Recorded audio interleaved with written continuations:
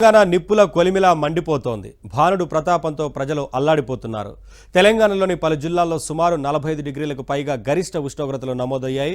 హైదరాబాద్, రంగారెడ్డి మినహా రాష్ట్రమంతా orange alert జారీ చేశారు. ఈ నేపథ్యంలో అవసరం ఉంటేనే ప్రజలు బయటకు వెళ్లాలని వాతావరణ శాఖ అధికారి ధర్మరాజు తెలిపారు.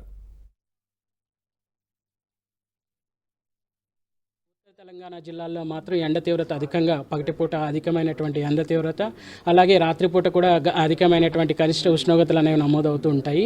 ముఖ్యంగా ఎప్పుడైతే పగటిపూట 40 డిగ్రీల కంటే అధికంగా నమోదవుతాయో ఆ సమయాల్లో రాత్రిపూట కూడా కనిష్ట ఉష్ణోగ్రతలు అనేవి సాధారణ స్థాయి కంటే కూడా 3 డిగ్రీలు హెచ్చుగా నమోదయ్యే అవకాశాలు కూడా కనిపిస్తున్నాయి. అటువంటి కండిషన్స్ అన్నీ కూడా ఈ యొక్క ఉత్తర తెలంగాణ జిల్లాల్లో మనం చూడొచ్చు.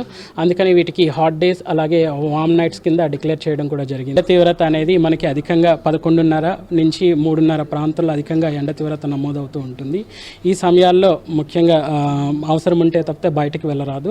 బయటికి వెళ్ళినా కూడా చేతిలో గొడుగు కానీ తల మీద టోపీ కానీ పెట్టుకుని వెళ్తూ ఉండాలి. బయటికి వెళ్ళే సమయాల్లో మాత్రం తగినంత నీరుని కూడా తీసుకువెళ్ళడం అనేది చేస్తూ ఉండాలి. ముఖ్యంగా వృద్ధులు కానీ పిల్లలు కానీ ఈ సమయాల్లో అవుట్డోర్ యాక్టివిటీస్కి దూరంగా ఉండాలి. అంతేకాకుండా ఎవరైతే వలస కార్మికులు కానీ భవన కార్మికులు కానీ అటు రైతులు కానీ పొలాల్లో పనిచేసే హార్డ్ అవర్స్లో మాత్రం విరామం దొరికినప్పుడల్లా కూడా శరీరానికి కావాల్సిన మోతాదులో మాత్రం మంచినీరు అనేవి తీసుకుంటూ ఉండాలి.